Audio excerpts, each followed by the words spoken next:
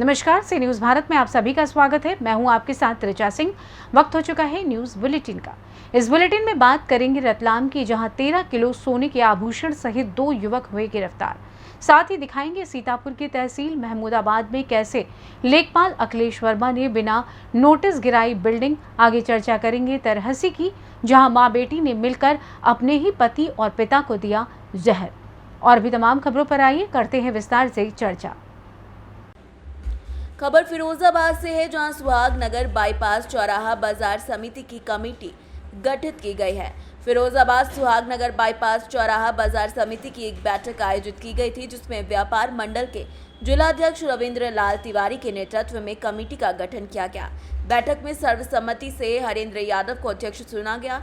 साथ ही साथ इसके अलावा दिनेश जैन, सुरजीत यादव को उपाध्यक्ष, सुनील कुमार जैन को महामंत्री, अंकित गोयल को कोषाध्यक्ष, जितेंद्र यादव को संगठन मंत्री जैसे कई लोगों को बड़े पद दिए गए। इस अवसर पर सभी पदाधिकारियों ने कहा कि जो भी व्यापारियों की समस्याएं होंगी उसका समाधान कराया जाएगा। इस अवसर पर काफी संख्या में व्यापारी गण भी उपस्थित रहे।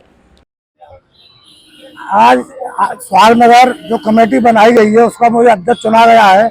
मैं सभी को ये आशा दिलाता हूँ कि जिस किसी व्यापारी की जो भी समस्या होगी, कैसी भी परेशानी होगी, उसमें सभी साथी मिले कंधे से कंधा मिला के सभी व्यापारियों का साथ देंगे। उनको जो भी परेशानी होगी उसका निस्तारण कराएंगे। बहुत बहुत धन्यवाद। भाई आज यहाँ पे सुहाग नगर चौराहे पे व्यापार मंडल द्वारा किस तरह का कार्यक्रम होता है? आज बड़े ही हर्ष का विषय है। देखिए, फिरोजाबाद उद्योग व्यापार मंडल द्वारा 100 कमेटी, बाजार कमेटी से ज्यादा कमेटी बन चुकी है। माननीय रविंद्र तिवारी जी, कौशल उपाध्याय जी, सुनील अग्रवाल जी, तमाम युवा साथियों के सानिध्य में बाजार कमेटी बनाने का काम चल रहा है।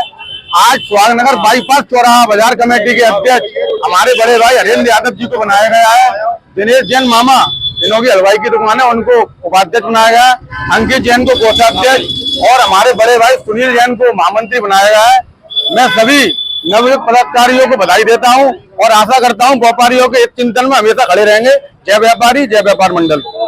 यहाँ पर सुहाग नगर चौराहे पे किस तरह का व्यापार मंडल द्वारा कार्यक्रम होता है? आज सुहाग नगर बाईपास चौराहा बाजार समिति का गठन किया है और गठन क्रिया हमारी जारी है। और आप देख रहे हो प्रतिदिन कहीं ना कहीं किसी न किसी बाजार कमेटी का गठन हो रहा है। शीघ्रता के साथ आज हरेंद्र यादव जी को और सुनील जैन साहब को और अंकित गोयल जी को, दिनेश जैन मामा जी को, इन चारों नवनियुक्त पदाधिकारियों को यहाँ की जिम्मेदारी दी गई है।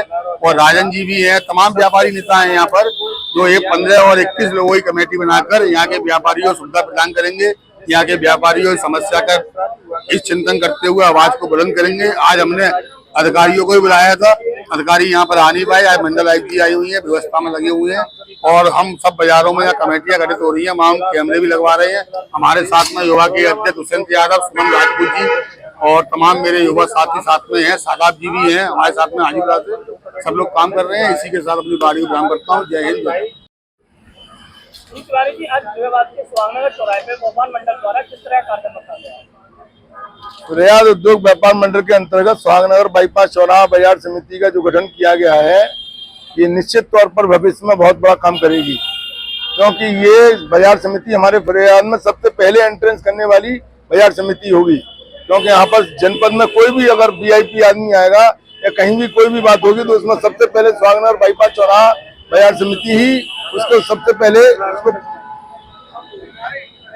मतलब उनको अटेंड करेगी। और उसमें हमारे जो हरेंद्र यादव जी अध्यक्ष बनाए गए हैं, उनके साथ में हमारे सभी जो पदाधिकारी बनाए गए हैं, सुनील कुमार जी जैन जो हमारे कोषाध्यक्ष हैं, इन सभी के साथ में महामंत्री हैं, इन सभी के साथ में काम जो होगा वो निश्चित तौर पर ये सुहाग नगर बाईपास रोड बाजार समिति एक अपना अच्छा काम करके प्रदर्शित करेगी।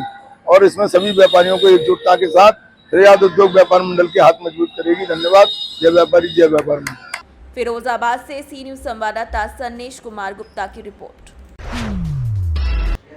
खबर दाहोद से है, जहां गरबाड़ा तालुक के टुंकी वजू से कांकोल फलिया में आए हुए तेंदुए गांव में दस्तक देते रहते हैं, जिससे ग्रामीणों में डर का माहौल बना रहता है। टुंकू विजू गांव के सरपंच ने गरबाड़ा वन विभाग को सूचना दी थी कि तेंदुआ अक्सर तख्तों और घरों में घुसकर बकरियों का शिकार करता है, जिसके परिपालन में उप वन संरक्षक बारिया RM परमार के मार्गदर्शन में गरवाड़ा वनपाल ML बारिया सहित वन टीम ने लघु परिक्षेत्र कांकोल फालिया में मारक में पिंजरा स्थापित किया था, जिसमें शिकार की तलाश में आया तेंदुआ पिंजरे में बंद हो गया था। पिंजरे में बंद तेंदुए को रेस्क्यू सेंटर जाम्बूगोड़ा भेज दिया गया। तेंदुए के पिंजरे में कैद होने के बाद स्थानीय निवासी लोगों ने राहत की सांस ली है। दाहोद से सी न्यूज संवाददाता सुनीता यादव के साथ नागेश्वर सेन की रिपोर्ट। खबर पलामू से है, जहां डाल्टनगंज शहर में रांची उप विधानसभा के चुनाव में बेबी देवी की जीत के बाद JMM के कार्यकर्ता अध्यक्ष राजेंद्र सिन्हा और सचिव सोनू सिद्दीकी और युवा अध्यक्ष सनी शुक्ला और युवा उपाध्यक्ष बबलू चौधरी और तमाम कार्यकर्ताओं ने बड़ी तादाद में ढोल बजाकर इस खुशी का इजहार किया। देखिए, डुमरी विधानसभा सीट जो हम लोग चुनाव जीते हैं, माननीय स्वर्गीय जगन्नाथ महतो जी का श्रद्धांजलि अर्पित करने का काम किया है डुमरी के विधानसभा के लोगों ने।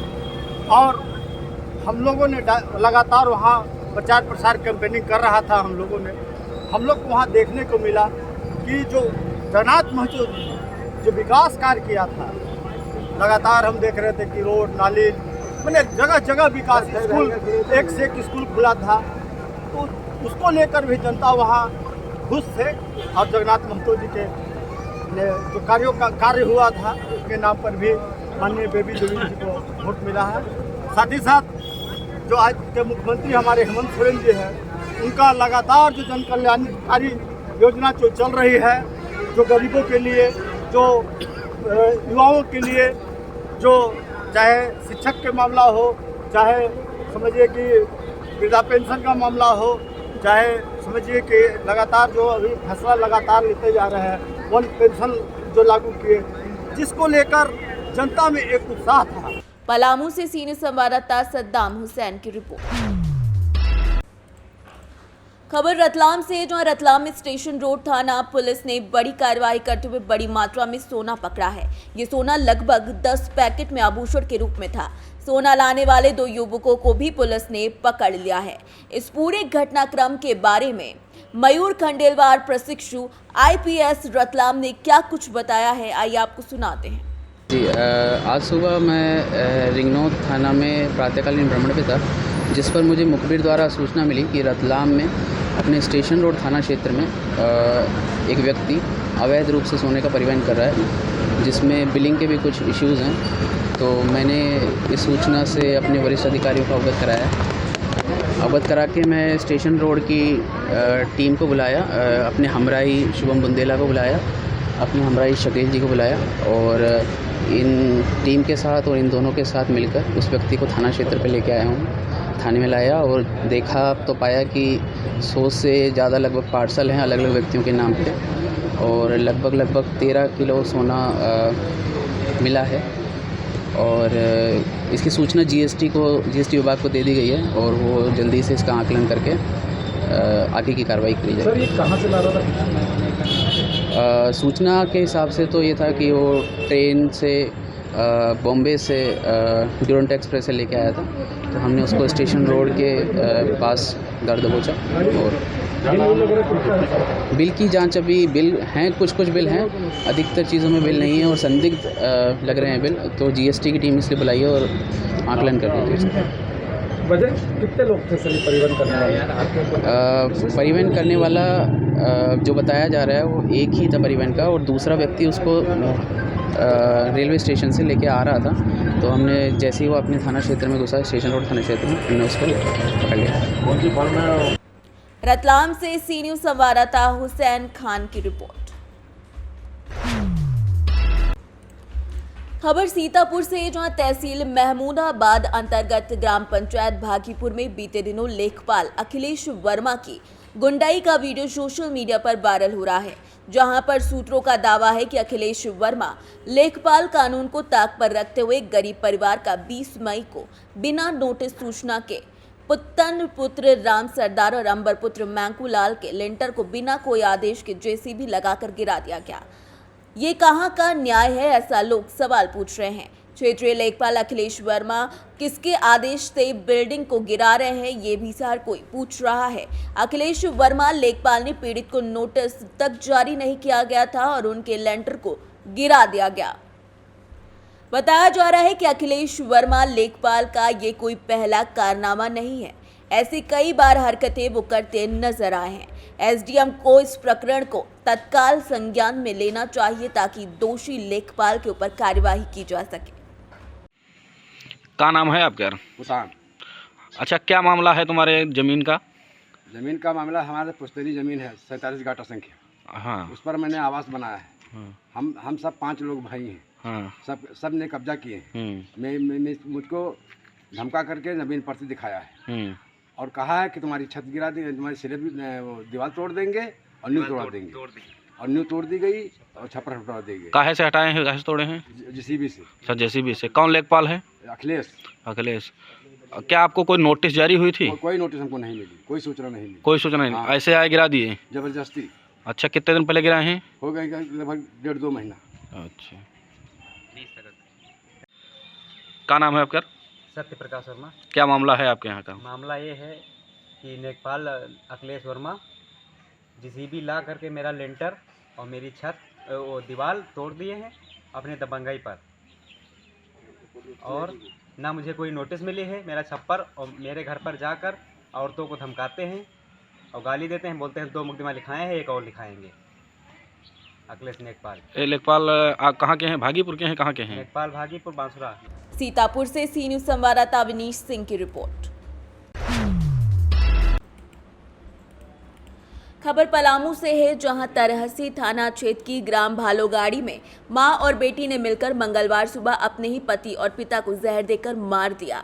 बता दें कि ग्राम भालोगाड़ी निवासी सुरेंद्र साहब उर्फ विदेश साहब को उसकी अपनी ही पत्नी और बेटी ने शराब में जहर मिलाकर मार डाला। इसके बाद उन्होंने शव को एक कुएं में फेंक दिया, जिसकी भनक तक किसी को नहीं लगी। बृहस्पतिवार सुबह तरहसी थाना को सूचना प्राप्त होते ही वो वहां पर पहुंची तो कुएं से शव को बाहर निकालकर पोस्टमार्टम के लिए भेज दिया। पुलिस प्रशासन के द्वारा पत्नी से पूछा गया कि किसी पर शक है, तो पत्नी ने कहा कि ऐसा कोई भी इंसान नहीं है जिस पर शक किया जाए। जिसके बाद तरहसी थाना प्रभारी जयप्रकाश पासवान और सुमित दास, भोला राणा और पानपति कुमारी, सकेंद्र कुमार और कुलदीप कुमार राम सभी ने इस मामले को गंभीरता से लिया। पूछताछ और जांच शुरू की गई। जांच में पता चला कि अपनी ही मां बेटी ने मिलकर पिता की हत्या कर दी थी, शराब में जहर मिलाकर पिलाया था। शनिवार को तरहसी थाना में कांड संख्या दर्ज कर ली गई है और दोनों को हिरासत में ले लिया गया है। भालोगाड़ी वाला मामला में क्या खुलासा हुआ है सर?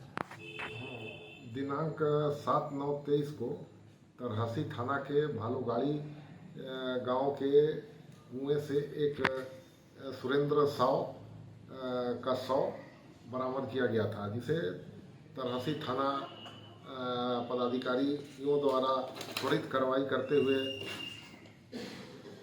पोस्टमार्टम हेतु भेजा गया।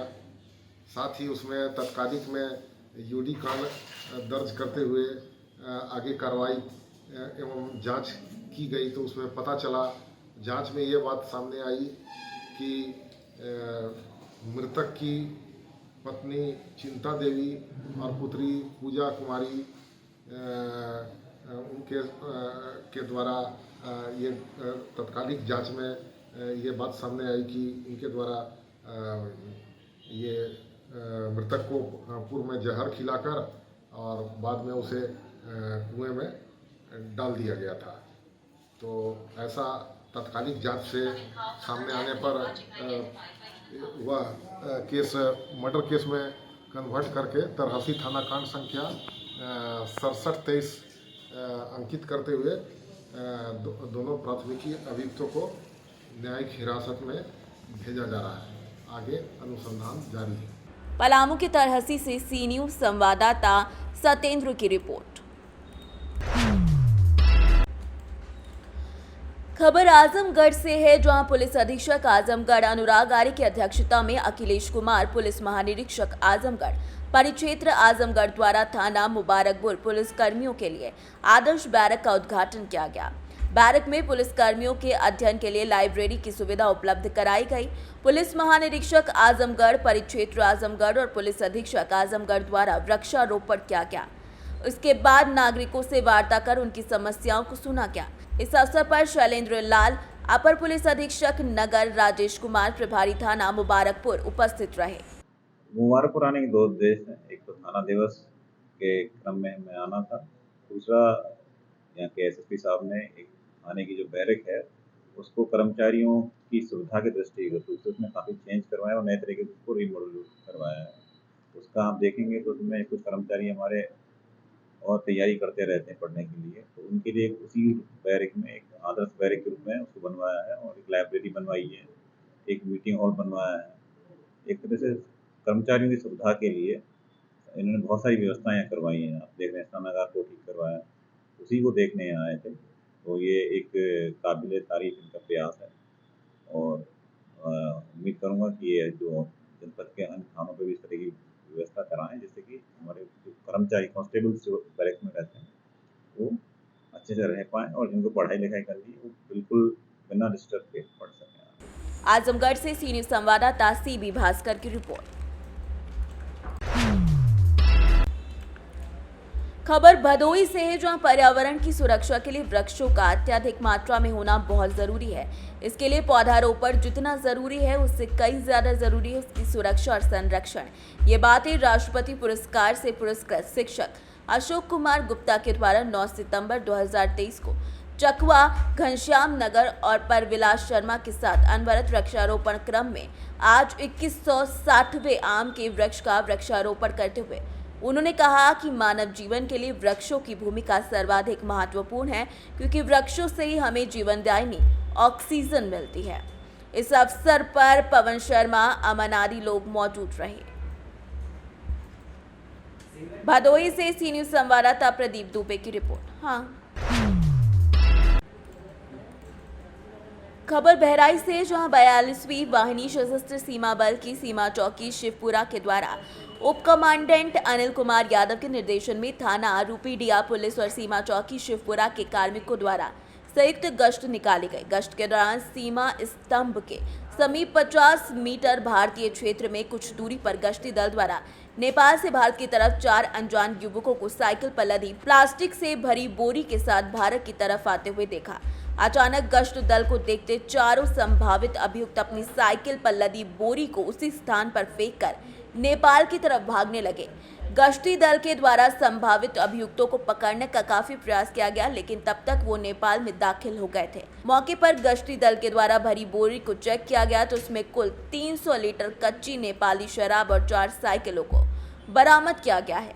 बरामद कच्ची शराब और 4 साइकिलों को लेकर सभी आवश्यक औपचारिकता विधिवत पूरी कर ली गई है। गश्ती दल में एसएसबी के सहायक उप निरीक्षक जयंता दास, मुख्य आरक्षी गजेंद्र सिंह, आरक्षी राजकुमार भाटिया समेत कई लोग शामिल रहे।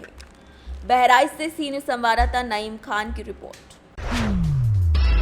खबर हाथरस से है, जहां हॉस्पिटल के बाथरूम में एक स्वास्थ्य कर्मी का शव मिला। हॉस्पिटल और आसपास के इलाके में जिसके बाद हड़कंप मच गया।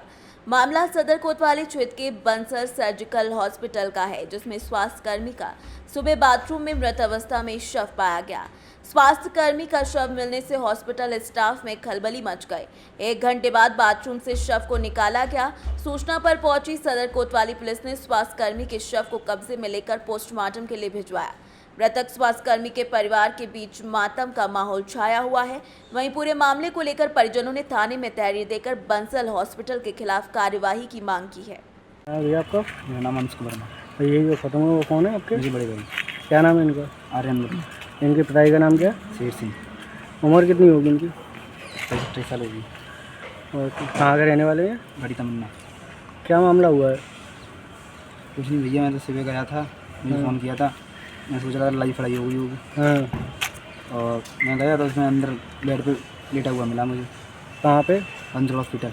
ये कहाँ पे है? कोतवाली के पास। बंसल हॉस्पिटल वालों का क्या कहना है आपसे? बंसल हॉस्पिटल कहना है देखते हैं, कुछ कार्रवाई तो करनी है। और क्या कहना है? आपको क्या लगता है? कार्रवाई होनी चाहिए। कार्रवाई होनी चाहिए। हाँ। किसके खिलाफ होनी चाहिए कार्रवाई? हॉस्पिटल के नाम। अच्छा, अभी तक कोई कार्रवाई की है आपने? कर दिए। कहाँ पे किया? कोतवाली में। अच्छा। हाथरस से सीनू संवाददाता आनंद सिसोदिया की रिपोर्ट। फिलहाल न्यूज़ बुलेटिन में बस इतना ही। देश दुनिया की तमाम खबरों की जानकारी के लिए आप देखते रहें सी न्यूज़ भारत। हर खबर आपके साथ, आपके हाथ।